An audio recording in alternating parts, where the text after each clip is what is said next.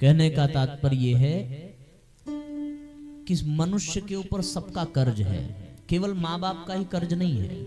माँ बाप ने जन्म दिया सो केवल माँ बाप का कर्ज नहीं है मनुष्य के ऊपर। देखा जाए तो हर एक चीज का कर्ज है। 1 किलो अनाज आप खरीदने जाइए, झोली खाली हो जाएगी, पर सदियों से धरती माता अनाज दे रही है, सो धरती माता का भी कर्ज है। हर एक चीज का कर्ज है। बादल पानी बरसा रहे हैं, बादल का कर्ज। धरती अन्न और जल दे रही है, धरती का कर्ज। सूर्य भगवान प्रकाश दे रहे हैं, सूर्य भगवान का कर्ज। चंद्रमा, चंद्रमा का कर्ज। समस्त ग्रह नक्षत्रों का कर्ज, सबका हमारे जीवन पे प्रभाव है, सबका कर्ज हमारे ऊपर है। तो क्या मनुष्य को इस कर्ज से मुक्त होने के लिए सोचना चाहिए कि नहीं सोचना चाहिए? हाँ? चलो ये तो प्राकृतिक व्यवस्था है, पर छोटे छोटे लोगों का भी हमारे ऊपर कर्ज है। जैसे हम लोगों ने ये वस्त्र पहना, तो हम ये कह सकते हैं कि भाई ये कपड़ा हमने इसका पैसा दिया है। अच्छा, कपड़ा बेचने वाला, कपड़ा बनाने वाला, सिलने वाला आपका पैसा लेने से मना कर दे और आपसे ये कह दे कि भाई आपके पास पैसा है, जाइए आप सिल लीजिए, जाइए आप कपड़ा बना लीजिए, तो क्या आप खुद से कर पाएंगे? सब्जी बेचने वाला कहे हमें आपका पैसा नहीं चाहिए, और वो सब्जी देने से मना कर दे, तो क्या आप उस सब्जी को फिर से पैदा कर पाएंगे? कौन इतनी मेहनत करेगा? संभव तो नहीं है। तो इस दृष्टि से हर व्यक्ति के ऊपर सब्जी वाले का भी कर्ज है, कपड़ा वाले का भी कर्ज है, राशन वाले का भी कर्ज है। पैसा तो हम उसके बदले में दे रहे हैं, लेकिन केवल इतने भर से हम ऋण मुक्त नहीं हो सकते। इसलिए नहीं हो सकते क्योंकि उसकी कीमत पैसे से चुकाई ही नहीं जा सकती।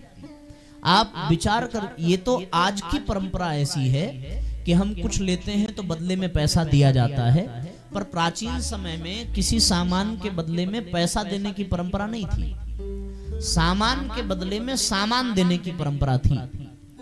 किसान राशन देता था, ग्वाला दूध देता था, पैसा था ही नहीं पहले के जमाने में। आज पैसे का प्रचलन चल पड़ा है। पहले धातुओं के सिक्के हुआ करते थे और बहुत कम मात्रा में हुआ करते थे। तो ये परंपरा धीरे धीरे विकसित होते होते विकसित हुई कि हम कोई सामान लें उसके बदले में पैसा दें, लेकिन पहले ये परंपरा नहीं थी। पहले यहाँ केवल और केवल सामान ही था, जो जिस लायक था वो देता था, तो सब एक दूसरे को देते, सो ऋण मुक्त हुआ करते थे।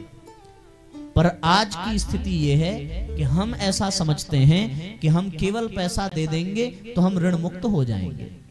माँ बाप ने आपको बचपन से लेकर के 25 साल तक खिलाया, तो क्या अब हम उनको 25 साल तक खिला के उनके ऋण से मुक्त हो जाएंगे? उन्होंने 9 माह अपने गर्भ में रखा, तो उसके बदले में उनको 9 लाख रुपया अगर दे दिया जाए, तो क्या हम माँ के कर्ज से ऋण मुक्त हो जाएंगे? पैसे से सब कुछ किया जा सकता है, सो ये भी किया जाना चाहिए। इस हिसाब से तो देखा जाए कि आदमी वृद्धाश्रम में माता पिता के लिए पूरा फीस दे दिया, उनको वहां भेज दिया, हो गया ऋण मुक्त, पर ऐसा होता तो नहीं है। इसका तात्पर्य ये है कि किसी भी प्रकार किसी भी चीज के बदले पैसा देकर के तो ऋण मुक्ति का भाव संभव ही नहीं है। जब भी ऋण मुक्त होंगे उसके बदले में कुछ न कुछ अपना योगदान करके ही मुक्त हो सकते हैं, दूसरा कोई विधान नहीं है। अब मैं आपको बता रहा हूं कि कैसे हम लोग ऋण मुक्त होते हैं। वृक्षों से अगर ऋण मुक्त होना है तो आप बताओ, वृक्षों के सामने 500-500 के नोट ले जाके रख दो, भैया आपका कर्ज हमारे ऊपर है, आपने जीवन भर हमको ऑक्सीजन दिया है, फल दिया है, आप ये पैसा ले लीजिए, मुक्त हो पाएंगे? नहीं। तो फिर ऋषि मुनियों ने क्या विधान बनाया? ऋषि मुनियों ने विधान बनाया कि अगर वृक्षों के ऋण से मुक्त होना है तो हमको वृक्ष लगाना पड़ेगा, ये विधान है। अगर नदियों के कर्ज से मुक्त होना है तो हम नदी तो नहीं बना सकते, लेकिन नदियों को स्वच्छ तो रख सकते हैं। नदियों के प्रवाह में व्यवधान न पड़े, इसका ध्यान तो रख सकते हैं। नदियों का अपमान न हो, इतना तो कर सकते हैं, इससे भी हो जाएगा। हम माँ बाप का ऋण कभी चुका नहीं सकते, सो माँ बाप ने हमें जन्म दिया, तो फिर संतान माँ बाप के ऋण से तब मुक्त होता है जब वह भी संतान का उत्पादन करे। वो स्वयं माता पिता बनकर के एक दो संतान का पालन पोषण करे, तभी जाकर के वो अपने पूर्वजों के ऋण से उऋण होता है। पूर्वजों के ऋण से उऋण होना है तो उनके वंश को आगे बढ़ाना पड़ेगा। या किसी भी बच्चे को पाल पोस करके बड़ा करना, अब उसमें जितनी परेशानियां आवे वो सब प्रसन्नता पूर्वक स्वीकार करना, ये माँ बाप के कर्ज से मुक्त होने का उपाय है। इसी प्रकार ये गिनाया नहीं जा सकता, बताया नहीं जा सकता कि हमारे ऊपर कितने लोगों का कर्ज चढ़ रहा है प्रतिदिन। आंगन में पैदा हुआ तुलसी का पौधा भी, हम उसके भी कर्जदार हैं। तुलसी हर समय 24 घंटे ऑक्सीजन पैदा कर रही है। खांसी हुआ, जुखाम हुआ, तुलसी के पत्ते का काढ़ा बनाया, गिलोय का काढ़ा बनाया, इन वनस्पतियों का भी ऋण हमारे ऊपर है। कहने का तात्पर्य क्या है कि मनुष्य का रोम रोम कर्ज में डूबा हुआ है।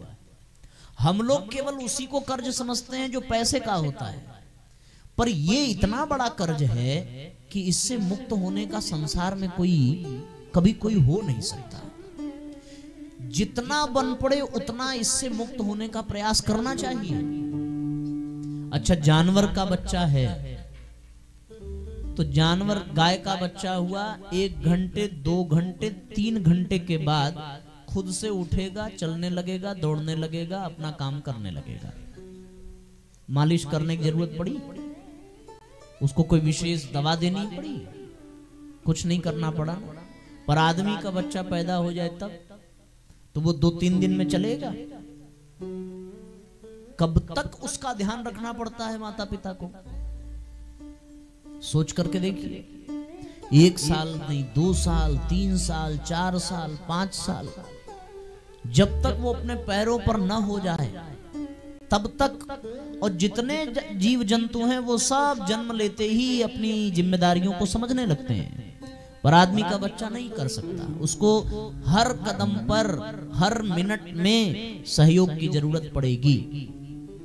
तो वो केवल माता पिता का ही नहीं, चाचा चाची, भाई बहन, दोस्त मित्र, पड़ोसी, रिश्तेदार, जिन जिन लोगों ने उसको अपनी गोद में बिठाया है, खिलाया है, हंसाया है, बुलाया है, उन सब का वो कर्जदार है। सो सबके कर्ज का हमारे ऊपर प्रभाव है, इससे हमें मुक्त होना चाहिए। ठीक है ना? इससे मुक्त होने का प्रयत्न हर पल करना चाहिए।